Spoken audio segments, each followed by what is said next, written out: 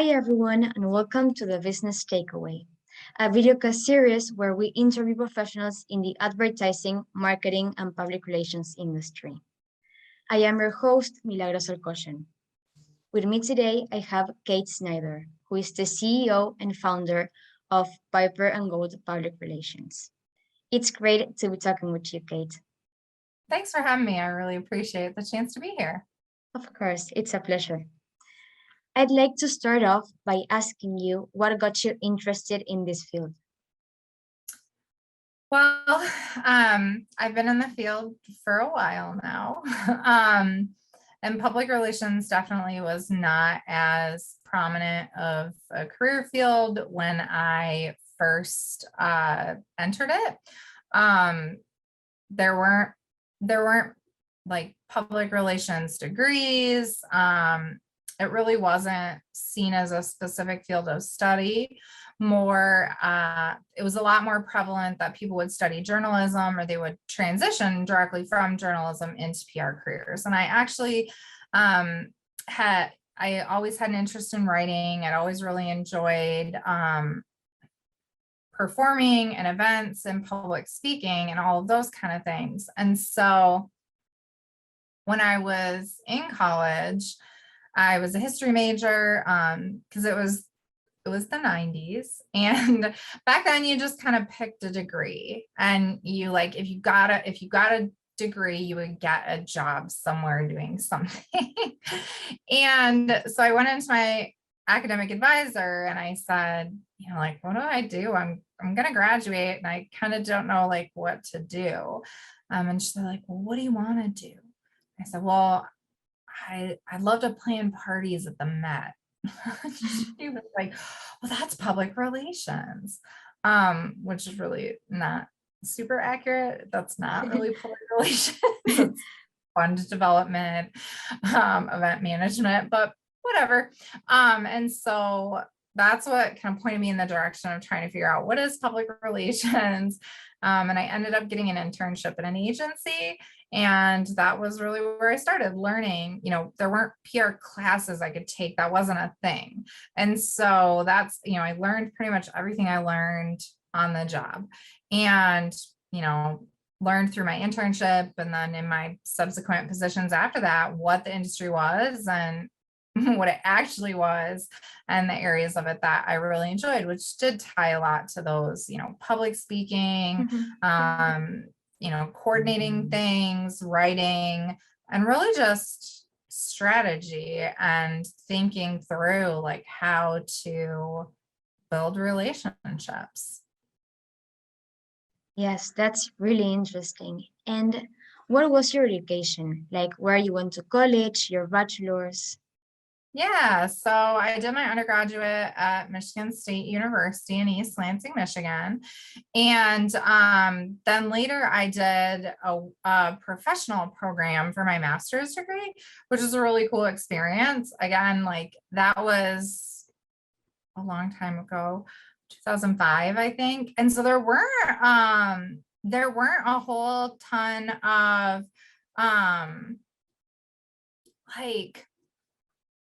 there weren't a whole ton of these professional degree programs. There was professional MBA programs, and that was kind of it. And this one was in integrated marketing communications. And so I did that while I was working full time at East. I took the program through Eastern Michigan University, and it was my first chance to have really formal education in communications disciplines and in marketing public relations. So that was really super valuable experience for me. And because it was a professional program, I got to really connect with a lot of my peers and others. You had to have 5 years of experience or more to get into the program. So I really got a great chance to meet others that worked in the field that I worked in and that got it. Mm-hmm. That's great. And what have your recent job experiences been? Yeah, so the last 10 years, I've run Piper and Gold Public Relations. It's a company that I'm the CEO and founder of. So a little different of a quote unquote job experience.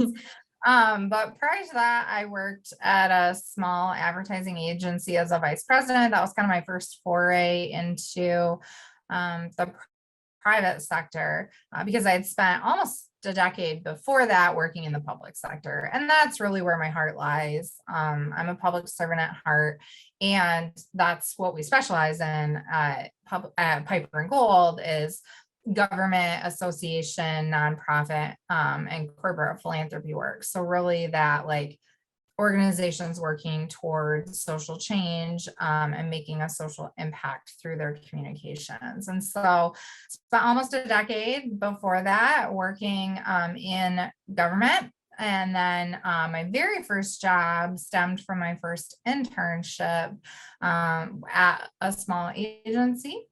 And that agency did a lot of government and nonprofit work. So it's really where I kind of learned that passion for like jobs I didn't even know were a thing, working with government and nonprofit. And that's really what led me into that decade of service. And since starting a company that specializes in it. I love that. And well, can you tell me a little bit more about your company and what motivated you to start it? So when I started, it really was about need. I kind of perceived myself at the time as an accidental entrepreneur.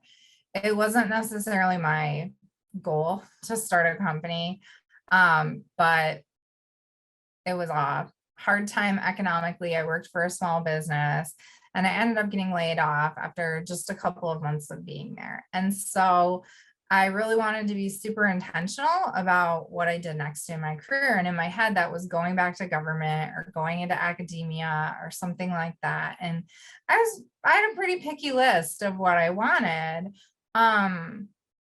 because I had loved where I'd been before. And the reason I left to go into the private sector was because I perceived the private sector as more steady, more stable.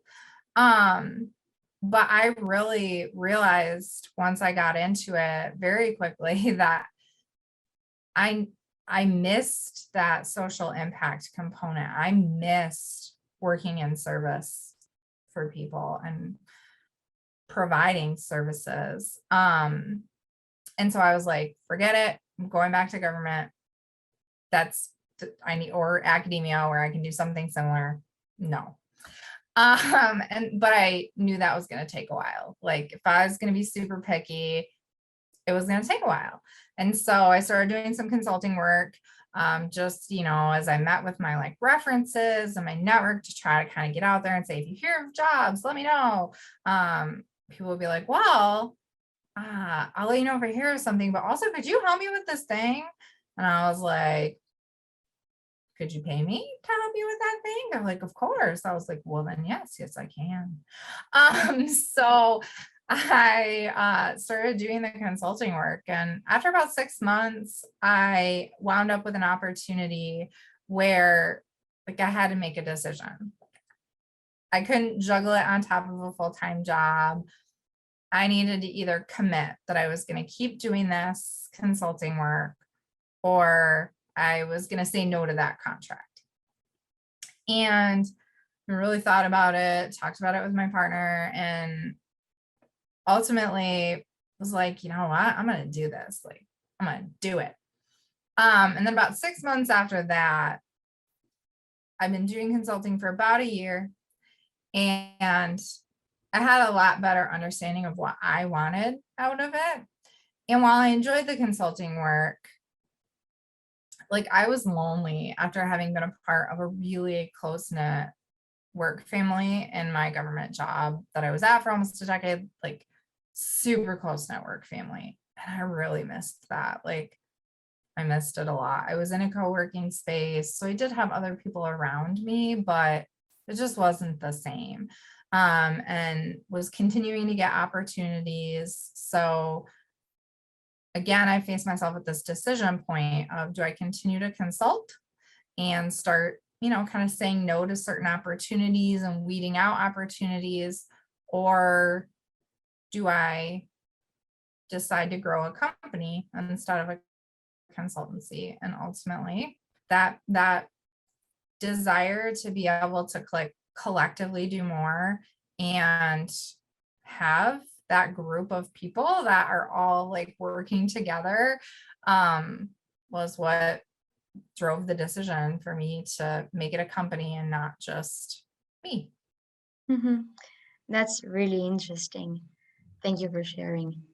And who are your biggest competitors and how do you differentiate yourself from them? Well, the communication space is super congested. It is a space where, especially nowadays, we can be competing with organizations all over the country. Or we can be competing with organizations who we partner with on other clients. So it's this really interesting kind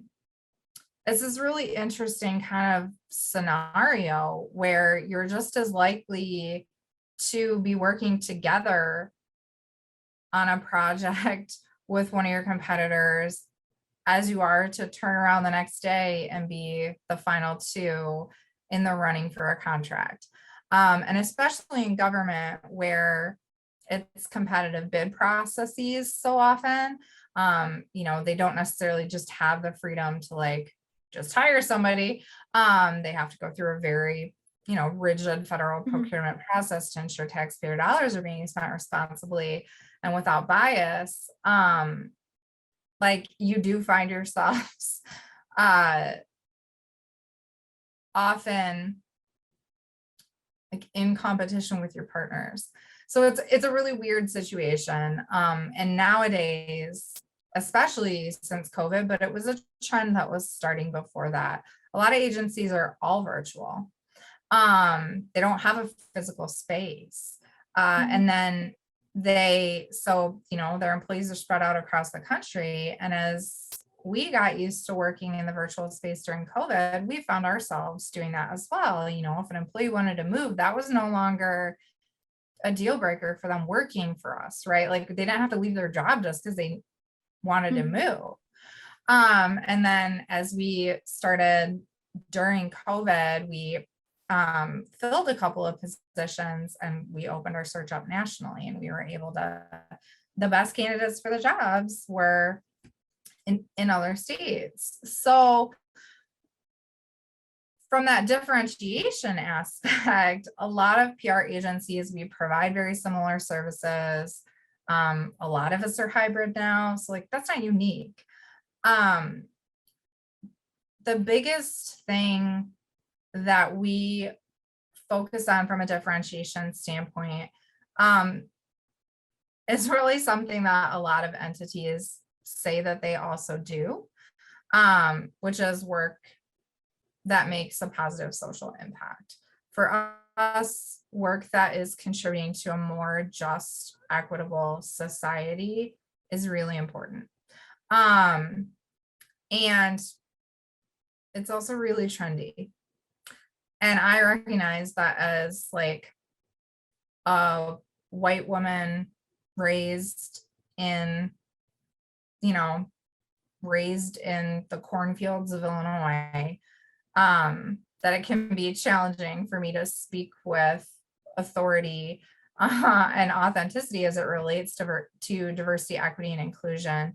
And so when we think about making a positive social impact and really creating more just, equitable society through communications, for us, that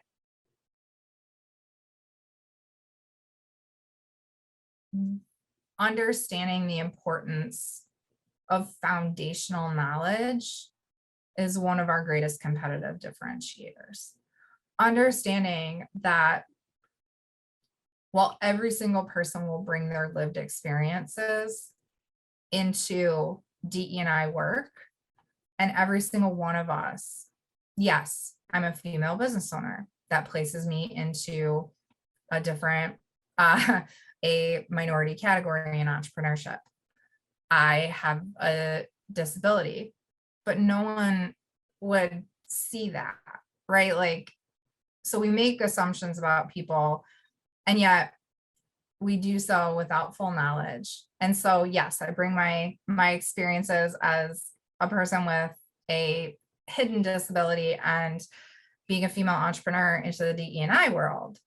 But that's not enough to make solid foundational recommendations that will allow communications to contribute to structural change, and to really be systemic in how we're leveraging communications to shape attitudes and opinions, to shape policy, to shape how our client organizations themselves become more inclusive.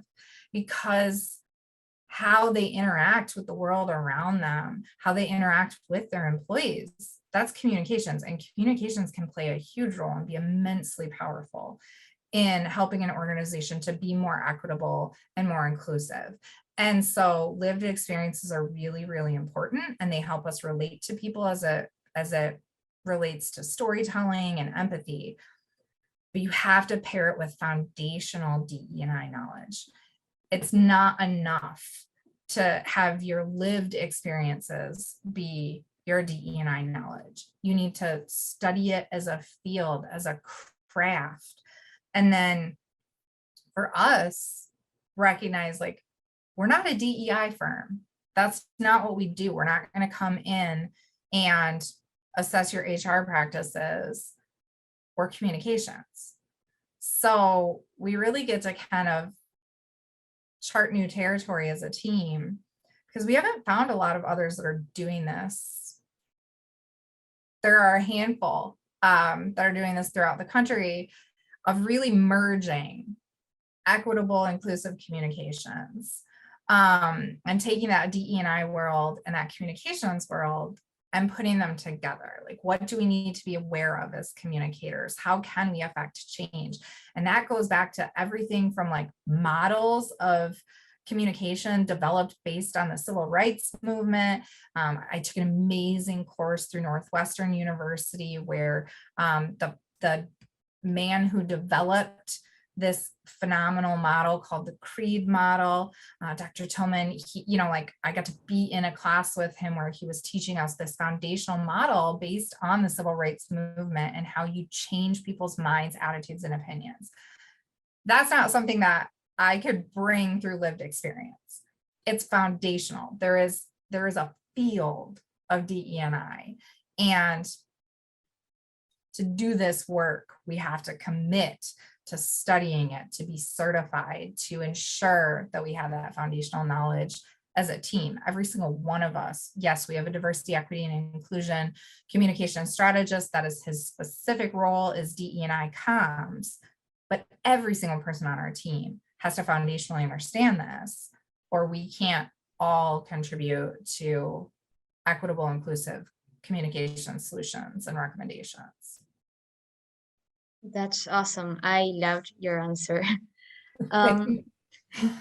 Could you give an example of a successful PR campaign or client work you designed and why you think it's successful, and if there is anything you do to change it looking back at it now? Yeah, I mean, I think so. Everyone is fueled by different types of communications. And I think that's one of the biggest misconceptions in the communications industry, is people don't understand how many different kind of subsets of the industry there are. There are so many different little pockets within communications and so many different routes you can go. So one of our team's universally favorite projects every year is called Lend a Hand. It's a project we work on in partnership with the Ronald McDonald House Charities of Michigan. And it's basically the entire month of November leading up to Giving Tuesday and the holidays. And we get the opportunity to tell the stories of the families that have stayed at the Ronald McDonald House. And a few years ago, we worked with the team and decided, like, yes, telling the family stories are fun. But like, let's do more. Why do we have to tell them in the traditional, like, here's the family, they stayed here, here's a lovely family photo in front of their fireplace with their dog, yay. So the first of kind of the new versions of Lend a Hand was superhero themed. And so the children that were featured got to dress up as superheroes. We helped them to create their superhero personas. So I got to interview each of the children that was being featured and like ask them about the stuff that they like. And they just had the coolest, like, it was so cool. Like one of them was a toddler. So we she was only like 18 months. So we talked to her parents. Of course, she became night owl because she stays up all night. And then there was another young woman who's just amazing. She loves archery. She loves all things like anime culture, and all sorts of stuff. So like figuring out what her secret identity was just an absolute blast. It was so fun. But people really connected to it and really loved seeing the kids get to express themselves and who they are and how they just like letting kids be kids and not being afraid to be a little quirky, a little different, a little creative. And that was one of the most financially successful fundraising campaigns that the organization has ever had. But it also is kind of the direct result of looking back at campaigns and deciding to really consciously make a change. Because right before that, or right around then, we looked back at how we were telling stories for that organization. We've worked together for a really long time, and their amazing executive director is like very, like, she just wants to always do better, learn, change, evolve, grow. And so I don't even know how we came to the realization, but we realized when we were telling stories for this organization, the majority of the families that stay with them are because they have a child in the neonatal intensive care unit, the NICU. And it's because the healthcare system that they're right next to, literally 400 steps away from the NICU, is the regional hub. So if babies are born at any of the smaller hospitals, like within about an hour, they're often brought there if they have neonatal intensive care needs. So when we're telling these NICU stories, they almost always start from like the day the parent goes into labor. And they almost always would start with like, I was 24 weeks pregnant and my water broke. And this place of like fear and alarm. And somehow we realized, okay, we know that everything turns out okay. If it didn't, we wouldn't be telling you this story. But the readers, the audience, like, they didn't know. They didn't have any reassurance right from the get-go. We sucked them in with the like, oh, that's terrible. And then took them on the journey. And yeah, everything wound up okay. But we realized like we were essentially creating trauma. We're potentially even re-traumatizing people when they read these stories or when they, heard these stories. And so instead we asked ourselves, how do we tell these stories from a position of strength? How do we focus on a position of strength, not a position of fear or desperation? And that's where it came to, like, who are the kids now? Almost all of those children whose stories we told, ranging from 18 months to, 14 years old, were NICU babies. And so by starting with who they are now and how awesome they are and how great they're doing, we were able to start from that position of strength, tell everybody they're okay, it's cool, they're fine. but then help them see, like, there was a time when their parents didn't know that that was going to be the case. And so, we made really dramatic changes and have continued to tell stories in that, like, from a place of strength, secure make sure the audience feels secure and knows it's going to be okay, so as not to re-traumatize them before going into the journey they went to. So, and kind of a what would you change, that we did change. We, like, that was the direct result of dialogue and conversation and just really thinking critically about how we could continue to improve things and tell stories in a way that was more sensitive to people who had lost children, been through NICU experiences, been through the hospitalization of a child, to allow them to also connect and feel safe and secure and to celebrate who these awesome kids are today. That's awesome. And what current issues or trends in the field should people know about or be aware of? Well, I think that, like, that very diverse breadth of communications positions is something that a lot of students and a lot of people outside of the industry don't really understand. And I think it's something that's really important to understand, that there's very different types of public relations. And, like, we don't all have the same skills. We don't all use the same skills. There really are specialty areas, and there are areas of PR that some people absolutely love, and it's a great fit for them. And then there are areas of PR that are not a great fit for people. And a lot of people kind of leave the industry because they think the experience they've had thus far is, like, the only version.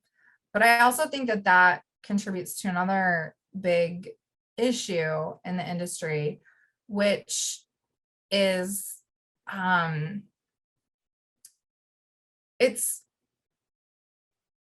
something that is so complex and nuanced, but it really is, like, it's about burnout, it's about a lack of boundaries. And Shauna Knuckles is an amazing leader in the public relations industry, and she owns a company called Advocation, and she speaks out a lot on the importance of, like, boundaries, gender equity in PR, and really how so many of the expectations that we set for PR professionals are either self-imposed or very exploitative and manipulative, and very rooted in gender and traditional gender roles. And it's a problem. It's a problem. Even in an environment where we are heavily female, that self-imposed patriarchal expectation can wreak havoc. And the more and more as we, really work to understand diversity, equity, and inclusion, there's also a massive component that all industries are facing of white supremacy in the workplace, and that formal study of white supremacy in the workplace and how it drives a lot of our behaviors and habits and mannerisms in the workplace. A lot of perfectionism, a lot of urgency, a lot of hierarchy and patriarchal structures of power. And, like, when someone says, like, what you're talking about, like, being really stressed about is white supremacy in the workplace, like, people kind of freak out if you call them a white supremacist. And that's not what white supremacy in the workplace is.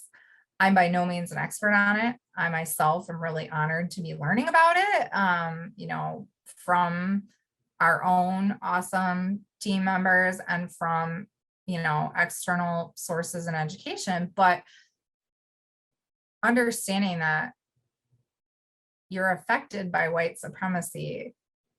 Being affected by white supremacy doesn't mean you're a white supremacist. And that it has a negative and harmful effect on many different people.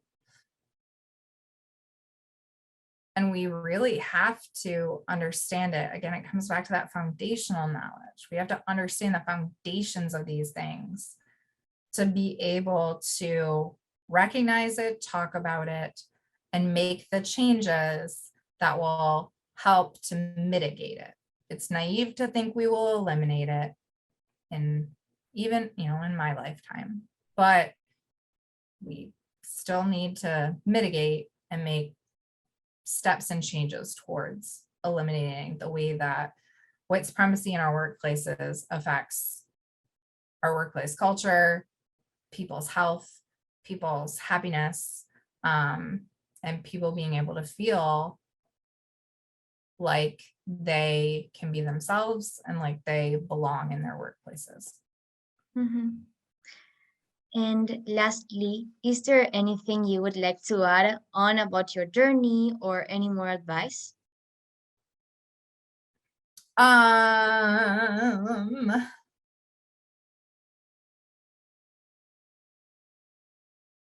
Do we swear on here? Is that okay to swear? Yes, it's okay. Like, you're gonna fuck up, and it's okay to fuck up. And being afraid of that is both something that's so deeply ingrained in women. We're taught to be perfect, and so deeply ingrained in white supremacy in the workplace. We're taught to be perfect because we are better than others, as myself being a white person. And then there's just like, are you a competitive person? Are you a perfectionist? Perfection is impossible. It's impossible. You're gonna fuck up. You're gonna fuck up a lot. And you have to become okay with that. And you can't let it consume you. You can't let it, you cannot obsess over it. You can't go type A over it. And in our industry in particular, I see that we have so many people with those personality traits that there's high anxiety, there's high levels of perfectionism, there's high expectation of perfectionism, and that every single detail will be perfect. And I myself followed that for years and years and years, and it will give you ulcers, and it will give you heartburn, it will ruin your health, and frankly, it will ruin your mental health. And it's not the end of, I used to say like a typo is a really big deal. It makes us look unprofessional, another hallmark of white supremacy in the workplace. But at the end of the day, if a fucking typo is what stops someone from getting a vaccine when I'm trying to help them understand why that's so important for them, okay, then I am really not doing my job well. If a fucking extra space or a weird line break in the publication is what completely detracts from helping someone understand the impact of this program and why it is so fucking important to fund it, y'all, then I'm tanking here. So getting caught up, yes, try, but focus on the shit that really matters. There are so many things we can and can't control. We can't always control perfection, but we can control how we react to it, and we can control what we do choose to put our energy into. And that is putting our energy into the shit that matters, that matches our values. How many of us even ask ourselves, what are my values? What do I care about? What makes me me? And then being like brave enough to actually live that. And that comes from a place of privilege. I am privileged to be able to say that, to be able to do a job where it can match my values. Not everyone has the privileges that allow them to do that. But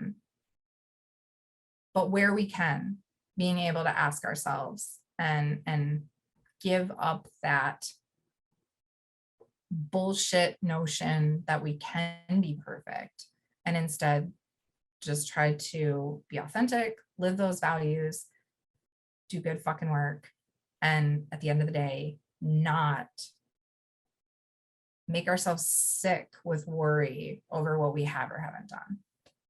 Mm-hmm. Thank you, Kate. And that concludes our interview. Thank you so much for your time. It's been a pleasure talking to you and getting to know more about the amazing things that you do. Thank you so much for having me. Of course. Once again, I am Milagros Orkoshen, and this was Kate Snyder on the Business Takeaway. Please don't forget to like, comment, share, and subscribe to our YouTube channel to be up to date with our videos, and feel free to reach out about anything.